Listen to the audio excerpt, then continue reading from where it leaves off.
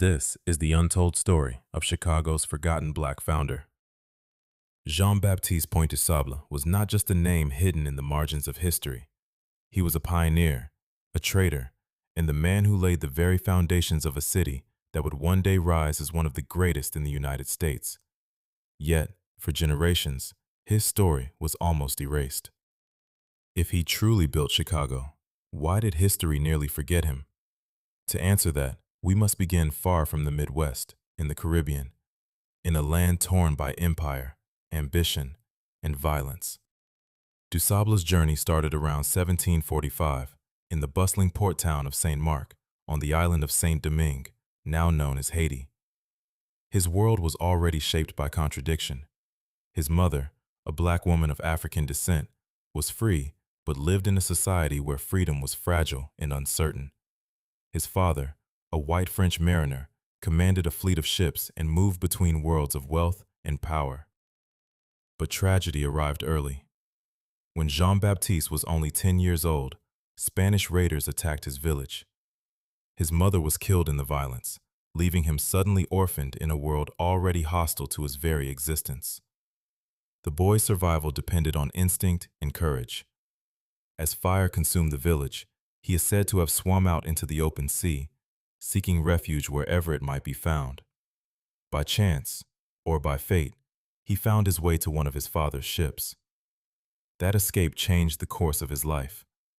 His father brought him across the Atlantic, away from the plantations and bloodshed of the Caribbean, to France.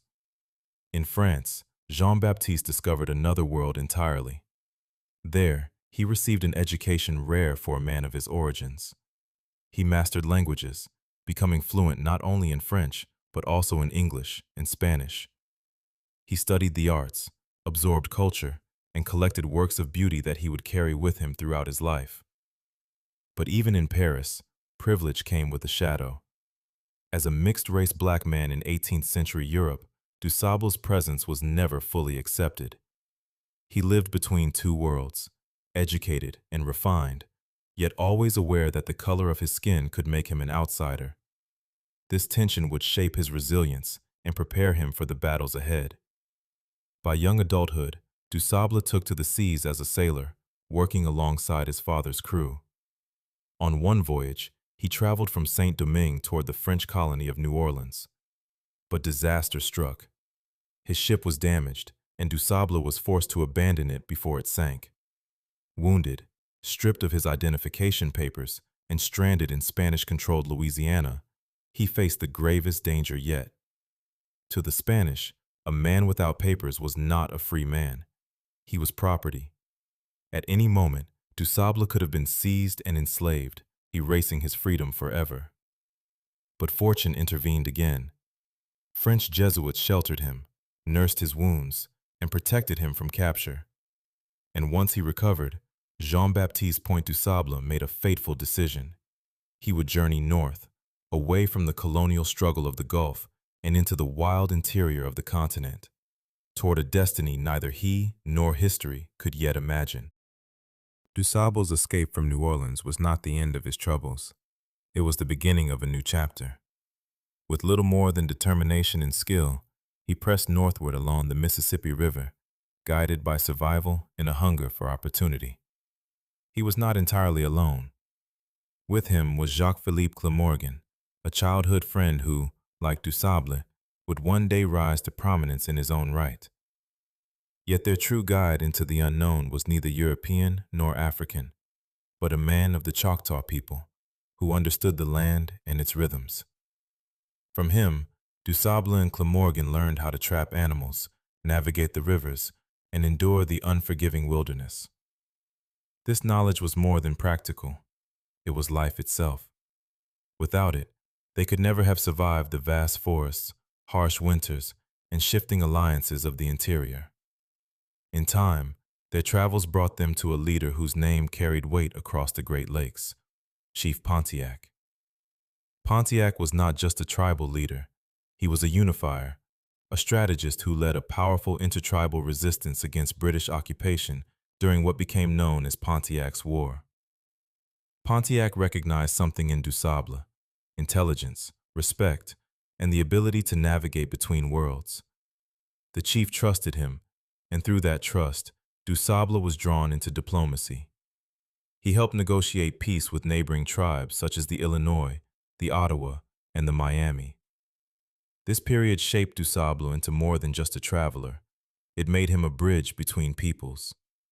He was fluent in multiple languages, adept at survival, and trusted by both natives and Europeans.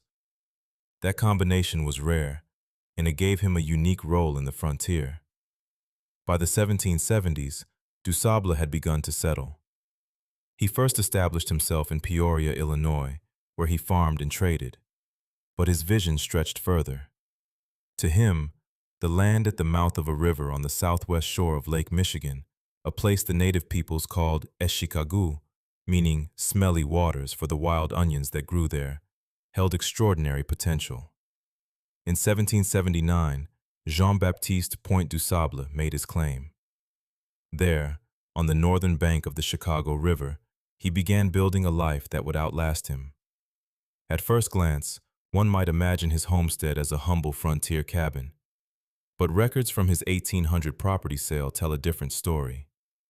His estate spanned 800 acres, a thriving farm and trading post unlike anything else in the region.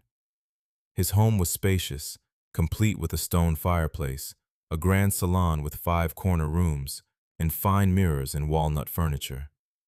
Around it stood bakehouses, smokehouses, stables, living quarters for employees, many of them Potawatomi people, and orchards that bore fruit within a fenced garden. Du Sable's post became a hub of activity. Traders, settlers, and native people passed through, exchanging furs, goods, and stories. Horses, hogs, and cattle roamed his fields. His mill turned grain into flour, his dairy produced fresh cheese, and his supply station kept travelers alive on the long frontier routes. This was no temporary settlement. It was the foundation of a city, though no one yet realized how far that city would rise. As Du Sable's homestead grew, so too did his ties to the land and the people who lived upon it. His relationships with the Potawatomi were not just about trade. They became personal, binding him to the community in ways deeper than commerce. Among the Potawatomi, Du Sable found love. He married a woman named Kihihawa, though he called her Catherine.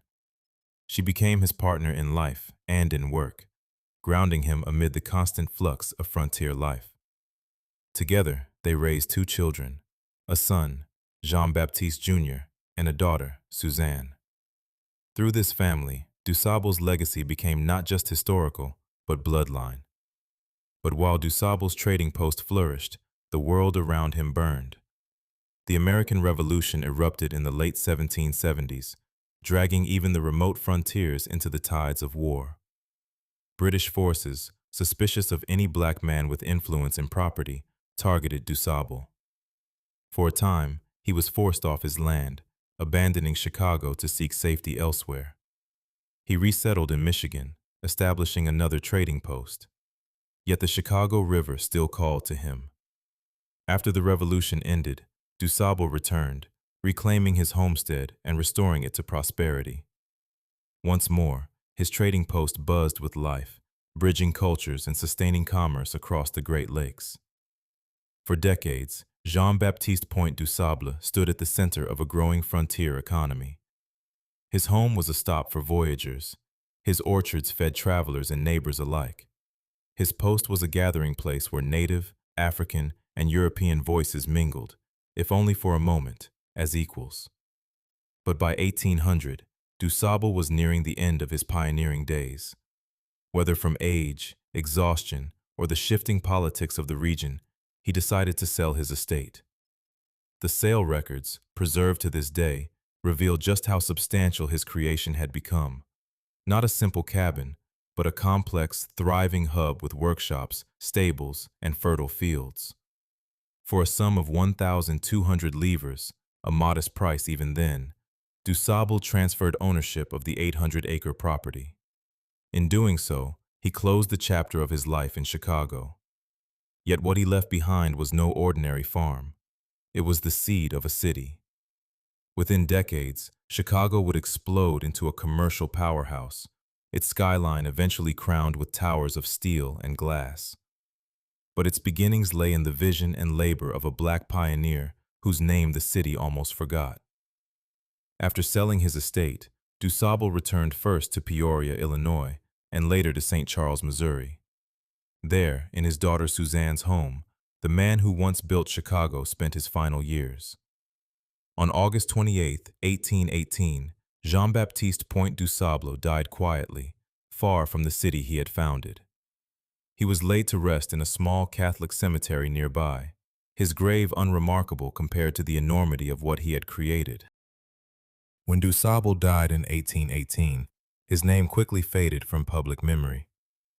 Chicago rose from the very soil he had cultivated, yet the credit was given to others, mostly white settlers who arrived after him. His estate was absorbed, his contributions minimized, and in time, his legacy was almost erased. For more than a century, history books rarely mentioned him. School children in Chicago learned about fur traders and land speculators, but seldom about the Haitian-born black pioneer who had built the first permanent settlement. It was as if the city had been created out of thin air, without acknowledging the man who gave it roots. The truth, however, could not stay buried forever.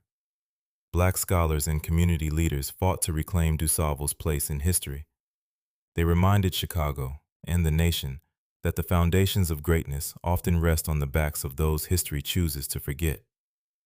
At last, on October 25, 1968, nearly 150 years after his death, Jean-Baptiste Point du Sable was formally recognized by city and state officials as the founder of Chicago. It was a long overdue honor, a symbolic act that restored his name to the narrative of the city he had built. Today, Du Sable's presence is woven back into Chicago's identity.